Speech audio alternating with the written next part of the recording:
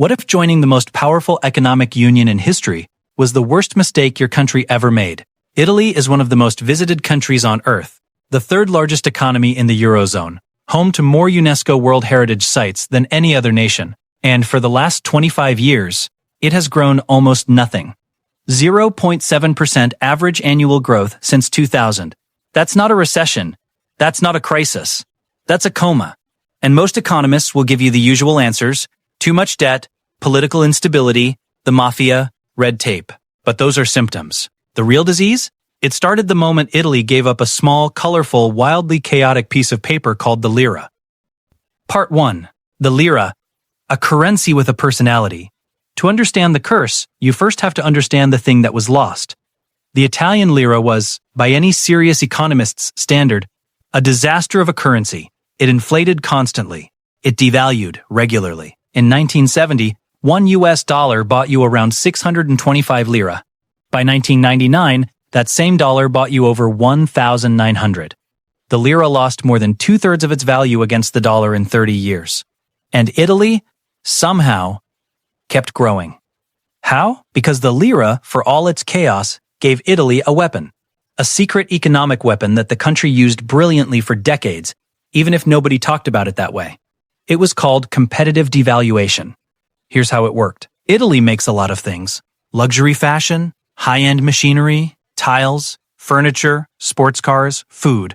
When the lira weakened, which it did constantly, Italian exports became cheaper for the rest of the world to buy.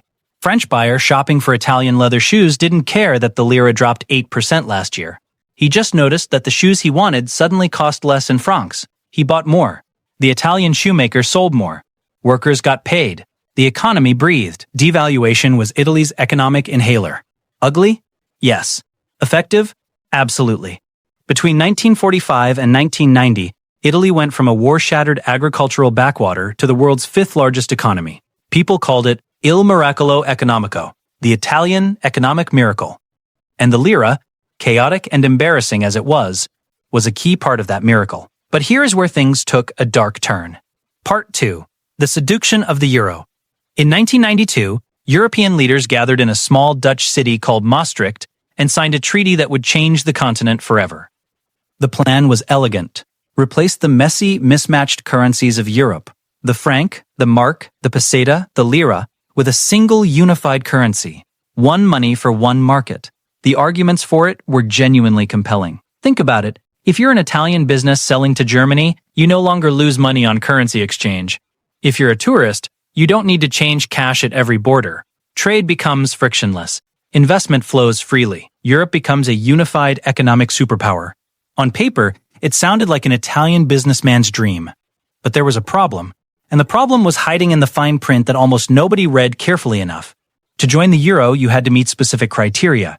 Your national debt couldn't be too high. Your inflation had to be low. Your interest rates had to converge with the rest of Europe. Italy met almost none of these criteria. In 1997, Italy's public debt was 118% of GDP. The requirement was 60%. Their inflation was high. Interest rates were all over the place. By every technical measure, Italy should not have been admitted to the Eurozone at its 1990 launch. But politics isn't technical. Italy's government launched an emergency austerity drive, raised taxes, cut spending, did just enough, just barely enough, to squeeze through the entry criteria. And on January 1st, 1999, the lira began its slow death. The Italian people celebrated. Europe celebrated. The headlines called it historic. And it was. But nobody was asking the question that mattered most. What happens to an economy when you take away its only real competitive advantage? Part 3. The straitjacket. Here is the core problem with the euro, and specifically with Italy inside the euro. And I want you to really understand this, because it's more important than anything a politician will ever tell you. A currency is not just money. A currency is a pressure valve. When an economy overheats, when wages rise too fast, when exports become too expensive, when you're losing competitiveness, a flexible currency can devalue and release that pressure. Prices adjust. The economy rebalances. Life goes on. Italy used this pressure valve constantly for 50 years. But when you join a currency union, you hand that valve to someone else. In the Eurozone, monetary policy, interest rates, money supply, the value of the currency, is controlled by one institution, the European Central Bank, based in Frankfurt, Germany. And the ECB doesn't set policy for Italy. It sets policy for the average of 20 different economies: Germany, France, the Netherlands, Greece, Portugal, Finland, and so on. Here's the brutal reality. Germany is an export giant with disciplined wages, high productivity, and consistent trade surpluses. Italy has lower productivity growth, higher structural costs, and an economy that desperately needs periodic rebalancing. These two countries need fundamentally different monetary policies. Germany in the 2000s often needed higher interest rates to cool its economy. Italy needed lower rates and a weaker currency to stay competitive. The ECB, serving both, mostly served Germany's needs because Germany was stronger and louder. Italy was living inside a monetary policy designed for someone else's body. That is the straitjacket. And the straitjacket gets worse. Part 4. The competitiveness collapse. The 2000s brought a new threat that the lira could have handled.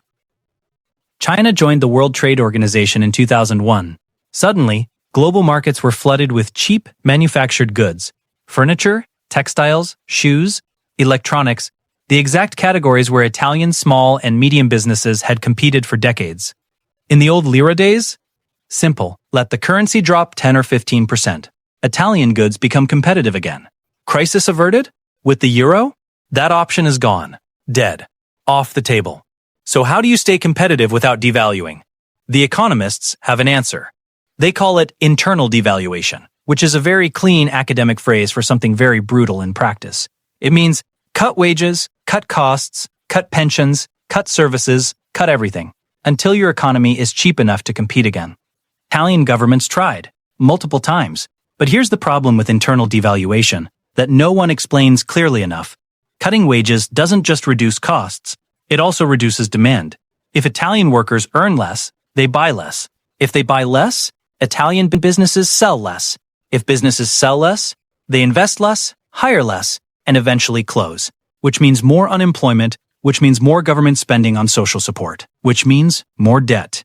You try to cut your way to growth, and you end up cutting your way to stagnation. Italy has been trapped in this loop for 2.5 decades. Most people look at Italy's political chaos: 70 governments since World War II, coalition collapses, Berlusconi, five-star, endless drama, and they say, that's why Italy can't grow. But I'd argue the causality runs the other way. When your economic system is broken and you can't fix it, political desperation follows. You vote for whoever promises the most radical solution. You rotate leaders constantly because nothing ever works. The political chaos isn't the cause of Italy's stagnation. It's the symptom of a deeper structural trap. Part 5. The North-South Wound and the Brain Drain. There's a layer to this story that rarely makes international headlines. Italy isn't one economy. It's two. The North, Milan, Turin, Bologna, Venice, is a world-class industrial and financial powerhouse. Northern Italian companies compete globally. Productivity is high, infrastructure is modern. This is the Italy that Germany can relate to. The South, Naples, Sicily, Calabria, Campania, operates like a different country entirely. Lower wages, higher unemployment, weaker institutions, less investment, more dependence on government transfer payments. The lira, because it covered the whole country, was calibrated partly for the South's weaker economic reality. Not perfectly, not intentionally, but a weaker lira helped southern Italian products and tourism stay affordable for foreign buyers. The euro eliminated that cushion. And the result, over 25 years, has been a quiet catastrophe that statistics don't fully capture. Italy is losing its young people. Over 100,000 Italians leave the country permanently every single year. Not tourists, not expats taking a short assignment. Gone. Permanently gone. And these aren't random people. They're the educated ones. The engineers, the doctors, the software developers, the entrepreneurs. They leave because the Italian economy, strangled by the monetary straitjacket, cannot generate enough opportunity for them. They go to Germany, to the UK, to Canada, to Australia. And when they go, they take their skills, their taxes, their children, and their futures with them. Italy is getting older, emptier, and slower. And the currency it uses makes it structurally unable to reverse that trend. Part 6. Why leaving the euro isn't the answer. Eater. Now I know what some of you are thinking. Fine. Just bring back the lira. Problem solved. And every few years, an Italian political party, usually from the far right or far left, campaigns on exactly this promise. But here's where the story gets genuinely complicated. And this is important, because simple problems have simple solutions, but structural problems don't. Leaving the euro would be extraordinarily painful, and not in an abstract economist theory way, in a real, immediate, people lose their savings way. Think about it. The moment Italy announces it's returning to the lira, every rational Italian with savings in a euro bank account does one thing immediately. They move their money to a German bank, to a French bank, to anywhere that will remain in euros, because a new lira would almost certainly be worth less than a euro. Devaluation is the whole point of bringing it back. The capital flight would be instant and massive. Banks would face runs. The government would have to impose capital controls overnight. Chaos. And Italy's government debt, which is massive, remember over 140% of GDP today, is denominated in euros. If you leave the euro, your debt doesn't convert cleanly. You face potential default. Bond markets panic. The euro is a trap, but the exit from the trap might hurt more than staying inside it. This is the actual curse.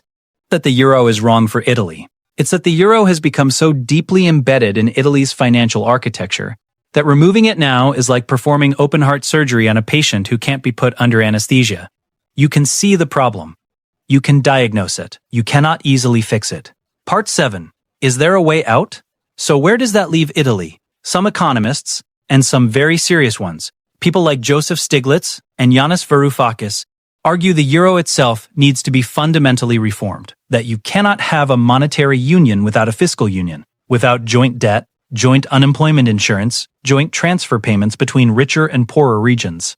The United States works as a currency union. All 50 states use the dollar, partly because there's a federal government in Washington that can run deficits, transfer money from rich states to poor ones, and absorb economic shocks at the national level.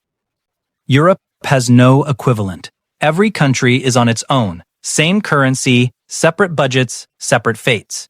If the Eurozone becomes more like a United States of Europe, with real fiscal integration, Italy's situation becomes more manageable. But that requires Germany, the Netherlands, and Austria to agree to partially subsidize Southern Europe indefinitely.